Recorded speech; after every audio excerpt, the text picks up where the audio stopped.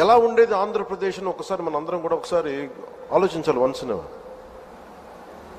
ఎందుకంటే మేమందరం కూడా గౌరవ ముఖ్యమంత్రి గారి దగ్గర నుంచి లోకేష్ గారి దగ్గర నుంచి ఎవ్వరం కూడా ఏదో ఒక నెపం గొడవ పెట్టి ఏదో ఒకలా ఇబ్బందులు పాలు చేసి ఇబ్బందులు పెట్టడానికి, జైల్లో పెట్టడానికి అలాంటి స్థాయిలోకి వచ్చేసారు. ఏదన్నా మాట్లాడదామంటే రౌడీ మూకలు, నిస్సహాయతతో కూడిన అధికారులు, లేదా వంతపాడే అధికార యంత్రాంగం, వీటన్నిటి మధ్యలో విలవిల్లాడిపోయింది రాష్ట్రం.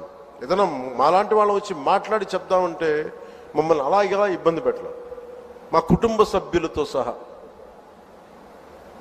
వీటన్నిటి నేపథ్యంలో ఎన్డీఏ ప్రభుత్వం,